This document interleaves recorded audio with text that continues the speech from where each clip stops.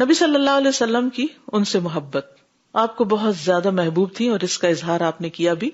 محمد بن اسامہ اپنے والد سے روایت کرتے ہیں، وہ کہتے ہیں جعفر، علی اور زید بن حارثہ جمع ہوئے. جعفر نے کہا میں رسول اللہ صلی اللہ علیہ وسلم کو تم سے زیادہ محبوب ہوں.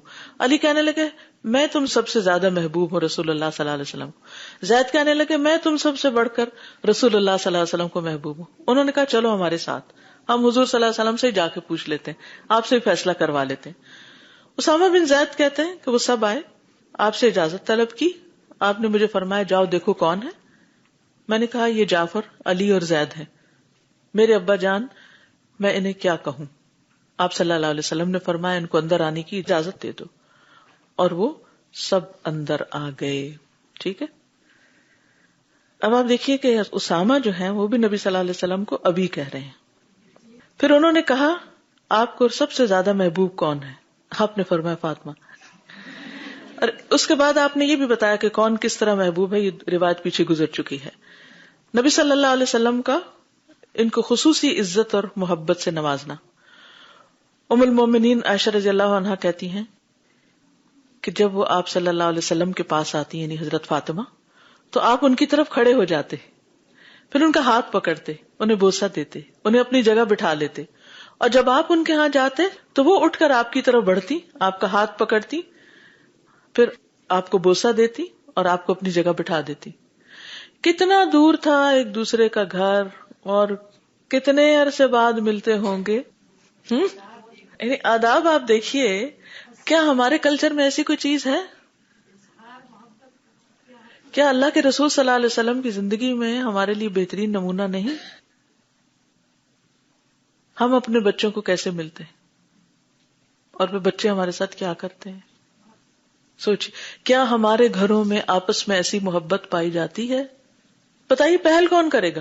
روز بچے کا ہاتھ چومے، جو آپ کے گھر میں بھی رہتا ہے روز اس کا ہاتھ چومے، چاہے اس نے آپ کی بات نہیں بھی مانی، آئے ہاتھ ملائے، قریب آئے ہاتھ پکڑ کے چومے.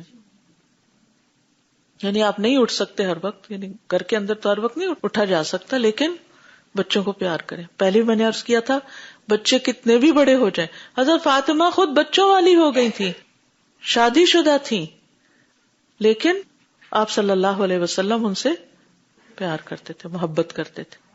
آپس میں، خاندانوں میں، گھرانوں میں محبت ہونی چاہیے. اصل میں ہم گھر میں ہی محبت کرنا نہیں سیکھتے نا، اور پھر کیا ہوتا ہے جہاں جاتے ہیں وہاں بھی محبتیں ساتھ لے کے نہیں جاتے، تو ہماری زندگیوں میں خوشیاں نہیں رہی. کیا حضرت فاطمہ کی زندگی میں کوئی غم تھا؟ ابھی ذرا آگے آپ دیکھیے کیا کیا مسائل تھے ان کے. کھانے کو نہیں، کام کر کر کے تھک رہی ہیں، سارا کچھ ہو رہا ہے، لیکن اس کے باوجود محبتوں میں کبھی نہیں، کیونکہ اللہ نے محبت جیسی چیز رکھی اس لیے ہے تاکہ یہ غم اور بوجھ دور ہو جایا کرے. اور آپس میں خاندانوں کے اندر خون کے رشتوں میں یہ محبتیں قدرتی طور پر رکھی اس لیے دی ہیں تاکہ ایک دوسرے کے لیے خوشیوں کا باعث ہو اور تکلیفوں کو دور کریں. ہسبینڈ وائف کے درمیان محبت کیوں رکھی؟ تاکہ گھر کے اندر مشقت کر رہی ہے وہ گھر سے باہر مشقت کر رہا ہے، جب دونوں ایک دوسرے کو ملیں تو اسمائل کریں، ایک دوسرے سے اچھے سے بات کریں اور دونوں اپنے اپنے غم بھول جائیں. چلیے اب آپ دوسروں سے تو توقع نہ رکھیے، آپ شروع کر دیجیے ذرا، ٹھیک ہے نا؟ کیونکہ آپ پڑھ رہے ہیں یہ حالات، دوسرے نہیں پڑھ رہے، گھر والے نہیں اس وقت پڑھ رہے، آپ پڑھ رہے، لہٰذا انیشیٹو آپ کو لینا ہوگا.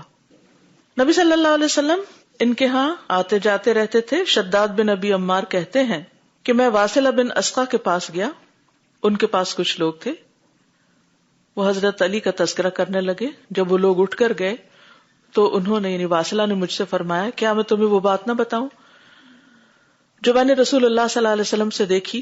میں نے کہا کیوں نہیں؟ کہنے لگے ایک مرتبہ میں علی رضی اللہ عنہ کے بارے میں پوچھنے کے لیے فاطمہ رضی اللہ عنہ کے پاس آیا. انہوں نے بتایا کہ وہ رسول اللہ صلی اللہ علیہ وسلم کی طرف گئے ہیں، تو میں بیٹھ کر انتظار کرنے لگا. اتنی دیر میں رسول اللہ صلی اللہ علیہ وسلم تشریف لے آئے، ان کے ساتھ حضرت علی، حسن اور حسین سبھی تھے. دونوں میں سے ہر ایک یعنی حضرت حسن اور حسین دونوں ہر ایک آپ کا ہاتھ پکڑے ہوئے تھے، ایک ادھر انگلی لگی ہوئی ادھر انگلی، یہاں تک کہ نبی صلی اللہ علیہ وسلم گھر میں تشریف لائے تو آپ نے حضرت علی اور فاطمہ کو قریب بلا کر اپنے سامنے بٹھایا.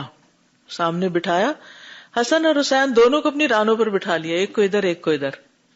پھر ان سب کو ایک چادر اڑا کر یہ آیت تلاوت فرمائی، انما یرید اللہ لیذھب عنکم الرجس اہل البیت ویطہرکم تطہیرا، اور پھر فرمایا اے اللہ یہ میرے اہل بیت ہیں اور میرے اہل بیت کا حق زیادہ ہے۔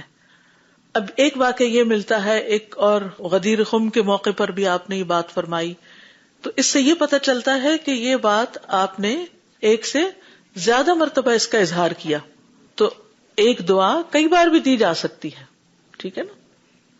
اسی طرح ایک اور روایت میں آتا ہے، عمران بن حسین کہتے ہیں کہ میں رسول اللہ صلی اللہ علیہ وسلم کے ہمراہ بیٹھا ہوا تھا کہ فاطمہ رحمہ اللہ آئیں اور آپ کے سامنے کھڑی ہو گئی۔ جب میں نے ان کی طرف دیکھا تو ان کے چہرے سے خون ختم ہو گیا تھا، بالکل زرد ہو رہی تھی، پیلی پڑی تھی۔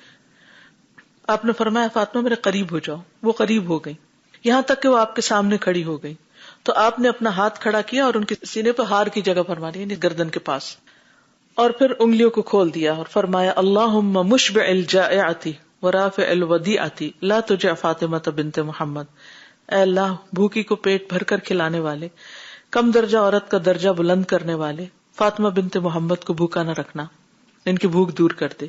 عمران نے کہا میں نے ان کو دیکھا، ان کے چہرے پر خون آ چکا تھا اور زردی ختم ہو گئی تھی، جیسے کہ پہلے زردی غالب تھی۔ اس سے بھی بڑی اہم بات یہ پتہ چلتی ہے، آپ سوچ رہی تھی کہ حضرت عمران نے حضرت فاطمہ کو دیکھا، ہاں جب پردے کا حکم نازل نہیں ہوا تھا تو اس وقت یعنی کہ ایسا ممکن تھا۔ دوسری بات یہ ہے کہ جب ہمیں کوئی تکلیف ہوتی ہے، کوئی بیماری ہوتی ہے، ہم اپنے بچے کو دیکھتے ہیں بیمار لگ رہا ہے، آج اس کی طبیعت کچھ ٹھیک نہیں، پہلا کرنے کا کام، چلیں اپنا چہرہ دیکھتے ہیں اب شیشے میں، آج تو میرا کچھ رنگ پھیکا سا لگ رہا ہے، چلو میک اپ کر لیتی ہوں۔ پہلا کرنے کا کام دعا، اپنے لیے بھی دعا، بچوں کے لیے بھی دعا، ساتھیوں کے لیے بھی دعا۔ وہ کہتا ہائے بیچارہ، ہاں کیا ہو گیا، یہ ہو گیا، وہ نہیں، دعا۔ بھوک لگی ہے تب بھی دعا، کچھ ہو رہا ہے فوراً کہ اللہ تعالیٰ میری یہ تکلیف دور کر دے، کہیں درد ہو گیا یا اللہ پاک میری تکلیف دور کر دے۔ بچہ کہتا ہے مجھے درد ہو گیا تو چلے بیٹھے دعا کرتے ہیں اللہ تعالیٰ سے، اللہ تعالیٰ دور کریں گے۔ یعنی سارے ہیلے اور اسباب اور سب کچھ اللہ کے ہاتھ میں، اور جب تک وہ نہ چاہے کچھ بھی نہیں ہو سکتا۔ نہ دوا فائدہ دے سکتی ہے، نہ کوئی ڈاکٹر کام آ سکتا ہے، اور اگر ڈاکٹر ہو بھی تو معلوم نہیں کہ وہ آپ کو وہ دوا دے جو آپ کو فائدہ دینے والی ہے یا الٹا نقصان دینے والی، کہ وہ بھی انسان ہے، اس سے بھی بھول ہو سکتی ہے۔ ایک نے کوئی کہانی سنی ہوگی کہ فلاں کے ڈاکٹر نے غلط دوا دے دی، اس کو ری ایکشن ہو گیا اور پھر معلوم نہیں کیا سے کیا ہوا، جان بوجھ کے اس نے نہیں کیا ہوگا لیکن انسان ہے۔ تو دعا ہر مرض کا علاج، مرض سے مراد صرف ڈیزیز نہیں، مرض سے مراد ہر مشکل۔ دیکھیے ہائی لائٹس دیکھ لیجئے کیا کیا اس وقت میں آپ کو بتا رہی، بس وہ مین پوائنٹس، کی پوائنٹس آپ نوٹ کیجئے۔ پھر اسی طرح نبی صلی اللہ علیہ وسلم ان کو کبھی نماز کے لیے بھی جگاتے تھے۔ حضرت علی کہتے ہیں کہ رسول اللہ صلی اللہ علیہ وسلم رات کے وقت میرے اور فاطمہ کے پاس تشریف لائے اور ہمیں تہجد کے لیے جگایا، پھر اپنے گھر تشریف لے گئے اور کافی دیر تک نماز پڑھتے رہے، پھر آپ نے ہماری کوئی آہٹ نہیں سنی، آپ دوبارہ تشریف لائے۔ اب دیکھیے کتنا قریب گھر تھا، گئے واپس آئے، پھر دیکھا کہ کوئی آواز نہیں آ رہی، پھر آئے، پھر آپ نے جگایا کہ دونوں کو کہ اٹھو اور نماز پڑھو، یعنی تہجد پڑھو۔ کہتے ہیں میں آنکھیں ملتا اٹھ کر بیٹھ گیا اور کہہ رہا تھا اللہ کی قسم بے شک ہم تو وہی نماز پڑھیں گے جو اللہ نے ہماری قسمت میں لکھی ہے، یقیناً ہماری روحیں اللہ کے ہاتھ میں ہیں، پھر اگر وہ چاہے گا کہ ہمیں اٹھائے تو وہ اٹھا دے گا۔ کہتے ہیں کہ آپ صلی اللہ علیہ وسلم اپنی ران پر ہاتھ مارتے تشریف لے گئے اس طرح، اور فرما رہے تھے ہم وہی نماز پڑھیں گے جو اللہ نے ہماری قسمت میں لکھی ہے۔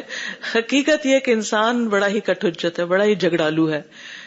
کان الانسان اکثر شیء جدلا، کتنی نیچرل لائف تھی، کتنی نیچرل لائف تھی، کوئی اس وقت ڈانٹ ڈپٹ نہیں، کچھ نہیں، کوئی اس وقت آرگیومنٹ وہاں نہیں، بس وہ جو کہہ رہے ہیں اور آپ نے جواب دینا ہے وہ بھی آپ دے رہے ہیں اور جا رہے ہیں، اور کتنا خوبصورت جواب دے دیا، وَكَانَ الْإِنسَانُ أَكْثَرَ شَيْءٍ جَدَلًا۔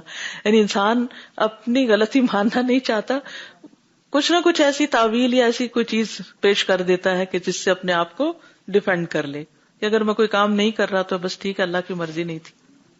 پھر اسی طرح یہ کہ حضرت فاطمہ رضی اللہ تعالیٰ عنہ بہت محنت مشقت کرنے والی خاتون تھی، ہائی لائٹ ہے یہ بھی، رائٹ، جنت کی عورتوں کی سردار ہیں، دیکھیے کتنا کام کرتی ہیں، تو اپنے آپ کو مظلوم نہ سمجھے.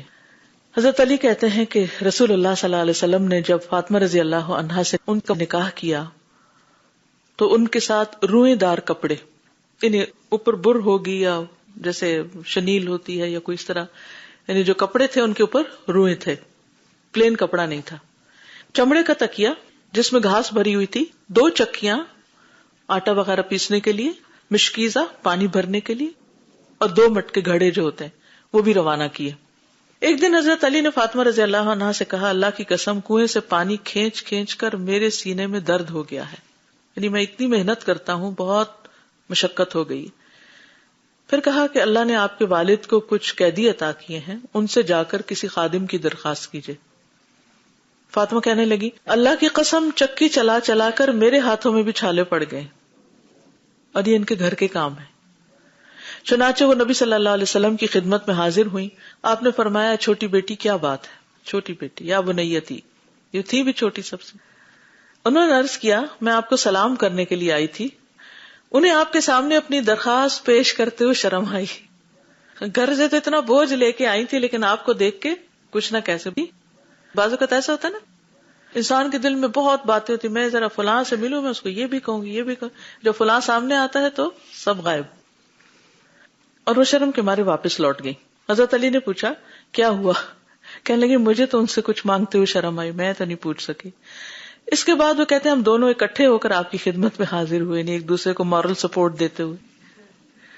حضرت علی کہنے لگے یا رسول اللہ صلی اللہ علیہ وسلم، اللہ کی قسم کنویں سے پانی کھینچ کھینچ کر میرے سینے میں درد شروع ہو گیا ہے، وہ بہت مشقت سے بہت نیچے ہوگا، گہرا ہوگا. اور فاطمہ کہنے لگی کہ چکی چلا چلا کر میرے ہاتھوں میں چھالے پڑ گئے. یقیناً اللہ نے آپ کو کچھ قیدی عطا کی ہیں، ان میں سے کوئی ایک بطور خادم ہمیں بھی دے دے. یہ سن کر رسول اللہ صلی اللہ علیہ وسلم نے فرمایا، اللہ کی قسم میں اہل صفہ کو چھوڑ کر جن کے پیٹ چپکے پڑے ہوئے ہیں اور ان پر خرچ کرنے کے لیے میرے پاس کچھ نہیں، میں تمہیں کوئی خادم نہیں دے سکتا، بلکہ میں انہیں بیچ کر ان کی قیمت اہل صفہ پر خرچ کروں گا. اس پر وہ دونوں واپس چلے گئے. رات کے وقت نبی صلی اللہ علیہ وسلم ان کے پاس تشریف لائے اور انہوں نے جو چادر اوڑھ رکھی تھی وہ اتنی چھوٹی تھی کہ سر ڈھکتے تھے تو پاؤں کھل جاتے، پاؤں ڈھکتے تو سر کھل جاتا. آپ کو دیکھ کر دونوں اٹھنے لگے تو آپ نے فرمایا اپنی جگہ پر ہی رہو. پھر فرمایا کیا میں تمہیں وہ کلمات نہ سکھاؤں جو جبریل نے مجھے سکھائے؟ وہ اس سے بہتر ہے جس کا تم نے سوال کیا. پھر فرمایا ہر نماز کے بعد 10 مرتبہ سبحان اللہ، 10 مرتبہ الحمدللہ، 10 مرتبہ اللہ اکبر کہہ لیا کرو، اور جب بستر پر آؤ تو 33 مرتبہ سبحان اللہ، 33 مرتبہ الحمدللہ اور 34 مرتبہ اللہ اکبر کہہ لیا کرو. حضرت علی کہتے ہیں اللہ کی قسم جب سے رسول اللہ صلی اللہ علیہ وسلم نے یہ کلمات سکھائے ہیں میں نے انہیں نہیں چھوڑا. حضرت علی سے ابن القوا نے کہا کہ جنگ صفین کی رات بھی آپ نے نہیں چھوڑا؟ تو میں نے کہا اہل عراق اللہ تم کو ہلاک کرے، صفین کی رات بھی میں نے نہیں چھوڑا. یہ ہلاک کرے نا وہ جو تقیہ کلام جیسا کلمہ ہوتا ہے نا، you don't mean it but انداز خطاب ہوتا ہے، یعنی میں نے اس رات بھی ان کو نہیں چھوڑا. یعنی اتنی پابندی کے ساتھ میں نے ان کلمات کو پڑھا. ہم سوچیں کہ ان تسبیحات کے پڑھنے کی پابندی ہم کتنا کرتے ہیں رات کو سوتے وقت. اگر ہم اس کی واقعی پابندی شروع کر دیں تو دن بھر کی تھکاوٹ دور ہو سکتی اور بہترین نیند آ سکتی. تو یہ بھی ایک ہائی لائٹ. اب دیکھیے کہ خاص طور پر یہاں آپ کو اپنے سارے کام خود کرنے، گھر کے بھی کرنے ہیں، باہر کے بھی کرنے ہیں، اور اس پر مزید ماشاءاللہ آپ نے پڑھنا لکھنا بھی شروع کر دیا تو مشقت اور بڑھ گئی، ذہنی بھی اور جسمانی بھی، اور پھر اس کی وجہ سے کوئی ادھر ادھر سے بات بھی سننی پڑ جاتی تو جذباتی مشقت بھی ساتھ شامل ہوگی. لیکن الحمدللہ آپ روحانی طور پر اسٹرانگ ہوتے چلے جا رہے ہیں، اور جو شخص روحانی طور پر اسٹرانگ ہوتا ہے وہ ان ساری چیزوں کا مقابلہ کر لیتا ہے، اور اس کے پاس یہ تسبیحات اور اللہ کا ذکر ایک ایسا علاج ہوتا ہے کہ جس کا مقابلہ اور کوئی چیز نہیں کرتی. لہذا کام کے بعد جب بھی تھک جائیں تسبیح شروع کر دیں، لوگوں کی باتوں پر جب تک جائیں تو تسبیح شروع کر دیں. وَلَقَدْ نَعْلَمُ أَنَّكَ يَضِيقُ صَدْرُكَ بِمَا يَقُولُونَ فَسَبِّحْ بِحَمْدِ رَبِّكَ وَكُن مِّنَ السَّاجِدِينَ. نماز سے آپ کی ساری تھکاوٹ اتر جائے گی. تجربہ کر کے دیکھ لیجئے. آپ تھکے ہوئے ہیں نا، دل چاہتے بستر پہ چلے جائیں. ٹھیک ہے رات کو تو آپ کو جانا ہی ہوتا ہے، لیکن اگر دن میں بھی کسی وقت آپ لوگوں کی باتوں سے ادھر ادھر سے تھک گئے ہیں، اور خاص طور پر آپ دیکھیں کہ دن کا ایک لمبا حصہ کام کرنے کے بعد ظہر کی جب لمبی نماز پڑھتے ہیں تو انسان ریلیکس ہو جاتا ہے. میں کبھی پہلے سوچا کرتی تھی کہ دن میں تو اتنے کام ہوتے ہیں اور پھر نماز کیوں اتنی لمبی ہے. لیکن آپ یقین مانیے کہ اس میں بڑی حکمت ہے. جتنی لمبی نماز ہوتی ہے نا اتنا ہی آپ بہتر طور پر ریلیکس ہوتے ہیں. پہلے آپ وضو کرتے ہیں، پھر آپ سنت پڑھتے ہیں، پھر آپ اوپر نیچے، یعنی اگر آپ نماز کے علاوہ اتنے اسٹریچز کریں تو اسٹریچز کے بعد کیا ہوگا، آپ کچھ ریلیکس ہو جائیں گے. لیکن یہاں تو آپ نماز بھی پڑھ رہے ہیں اور پراپر نماز ہو، یہ نہیں کہ ادھر جھٹکوں والی نماز اوپر سے نیچے ہو کے، اس سے کوئی ریلیکس نہیں ہوتا. وَلَا يَذْكُرُونَ اللَّهَ إِلَّا قَلِيلًا، جیسے منافقین اللہ کا ذکر کرتے ہی نہیں نماز میں مگر بہت تھوڑا، اس سے کوئی ریلیکس نہیں ہوتا. اگر آپ پراپر نماز پڑھنے والے ہیں، میں آپ کو گارنٹی دیتی ہوں کہ یہ نماز آپ کی تھکاوٹ لازماً دور کر دے گی، آپ کو بالکل فریش کر دے گی. آدھی تھکاوٹ وضو سے دور ہوگی، اور وضو بھی ٹھیک ہو، مل مل کے دھویا ہوا ہو، ایسے نہیں پانی کے نیچے آگے پیچھے کر کے بازو چل بھائی اور 2-3 چھینٹے لگا کے منہ کے اوپر نہیں. تو یعنی کہ اگر آپ واقعی منہ مل کے دھوئے نا، کیونکہ وہ کچھ خشک نہیں رہنا چاہیے دائیں بائیں آگے پیچھے سے، تو اچھی طرح مل کے چہرہ دھوئیں، اچھی طرح مل کے بازو، تھوڑا پانی لگائیں لیکن تدلیق کا مطلب ہوتا ہے مل مل کے دھونا تاکہ پانی سارا پہنچ جائے. اور یہ جو مل مل کے دھونا ہے نا، آپ ذرا مل کے دیکھیے اس وقت بازو 2-3 ایسے ملیے کیا ہو رہا ہے، مساج ہو رہا ہے نا. اور تیل کی جب پانی لگا کے آپ مساج کر رہے ہیں تو آپ کو ٹھنڈا کر رہے ہیں، ساری نجاستیں اتر رہی ہیں، روحانی جسمانی دونوں. اور اس کے بعد آپ آتے ہیں سکون سے نماز شروع کرتے ہیں، اللہ کا ذکر شروع کرتے ہیں.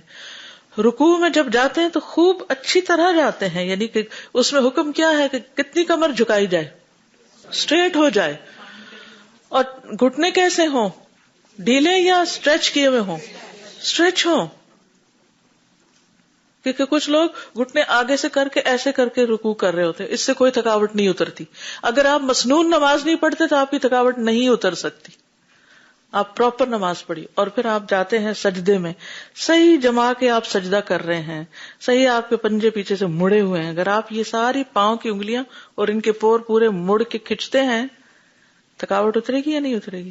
اور پھر جس سرٹن پوزیشن پہ بیٹھنے کے لیے کہا گیا، اور خصوصاً جب رائٹ پاؤں اٹھا کے آپ کھڑا کر کے آپ تورک کرتے ہیں، صحیح نماز تو پڑھ کے دیکھیے.